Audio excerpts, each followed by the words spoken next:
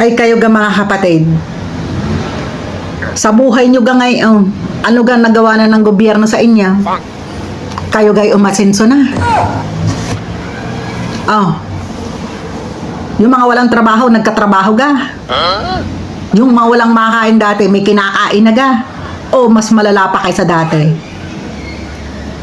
Sa laki-laki ng ating utang, 13.9 trilyon. Paano yan babayaran ng gobyerno? Kaawa-awa ang papalit na presidente. Kaawa-awa kung paano babayaran ang utang. At baka mangutang na naman, magkakaroon na naman ng budget. Naku po.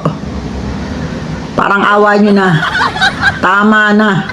Alam niyo ganung panahon ni panahon ng 1986, 1986, yung People's Power. Alam niyo ga ang noon? Alam niyo ga ang isinisigaw na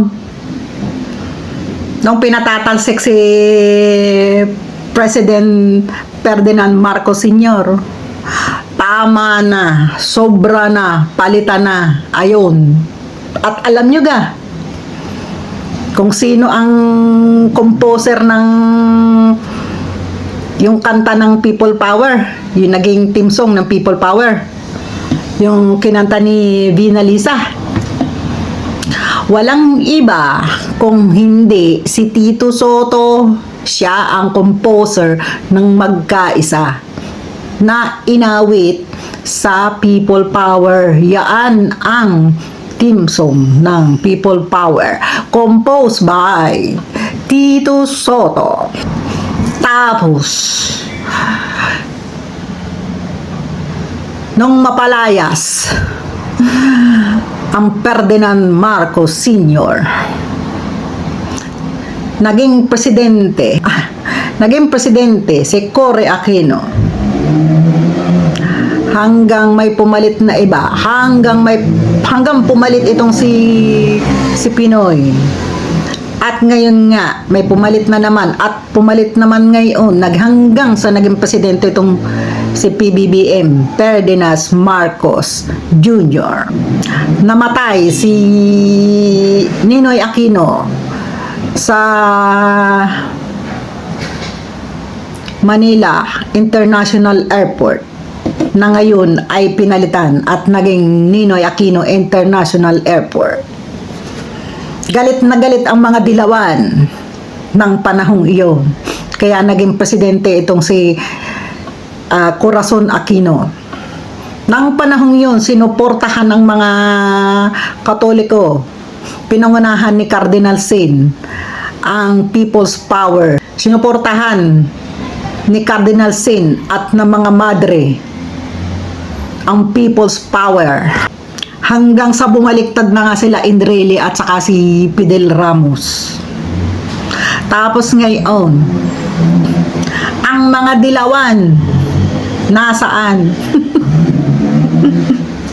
Ay hindi ga nasa kaliwat kanan ni PBBM, di ba ga ang dilawan at pinklawan?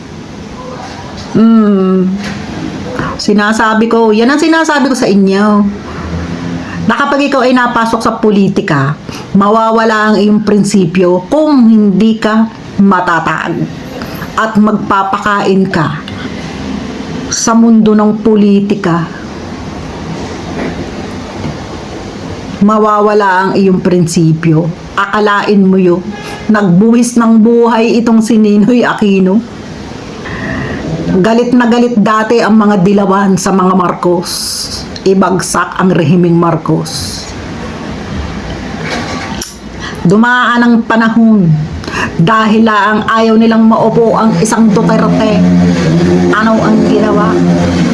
Nasa kaliwat kanan ni PBBM ngayon. Magkakaisa silang kumakain sa hapag. Yun po ay lamang yung sinasabing magkakasama kumakain sa hapag. Ibig po sabihin ay sila ay magkakasama na ngayon. Hindi po yun literal na kumakain sa isang hapag. Sama-sama silang gustong pabagsakin ang mga Duterte. Dahil alam nila ang mga Duterte, kapag umupo, siguradong may magagawa at mahal ng tao. Yun ang totoo. Nasa na yung pinaglalaban ng mga pinklawan at saka mga dilawan. Ngayon, yung sinasabi lang tama na, sobra na, palitan na. Ngayon, Marcos na rin. Madumi ang politika. Ako'y isang araw na lang uling, isang araw na ulit tayo magkita-kita. At ako'y may trabaho pa. Pasensya na kayo at tayo nabibitin, pero magkakapiling ulit tayo. Isang araw ulit. At ako'y hinahati-hati ko lang ang aking oras. Pero gustong gusto ko talagang ganare na kayo'y makakasama. Kaya lang minsan ako'y puyat na puyat, ay ako hindi makakonsentrate eh. Hindi ko minsan alam kung ano sasabihin ko. Pero pag ako'y napadaldal na, ayun, ayos na. Huwag nyo naman sana kung kakalimutang bigyan ng likes diyan at hindi naman humadali din ang magdadaldal. Maraming magagalit sa akin. Maraming tutulig sa ay anong pakialam ko sa inyo. Basta ako'y sinasabi ko kung ano yung akin nasa loob. At ako'y walang... Kung kayo ay masamang tao, mag-agalit kayo sa akin. Pero kung alam niyo namang ako'y walang ibang ninanais, kung hindi katukin laang ang puso ng mga taong, katukin ang puso at mga tuktok ng mga taong nangako sa bayan na maglilingkod, pero nung mapaupo, ano nang ginawa nila? Nakakalimutan na. Nalasing. Yung iba kapapanalo lang, kahambog. Hambog.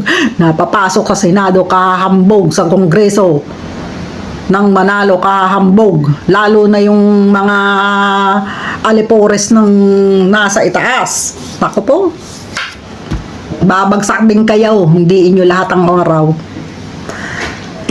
Ay siya, sige na. At ay gora-gora na uli. Hanggang sa muli. At huwag nyo kong kakalimutan, siyempre, isubscribe naman dyan. Sayang din ang laway din eh. Sa pagsasalita kong aral. Huwag nyo naman sayangin. Salamat!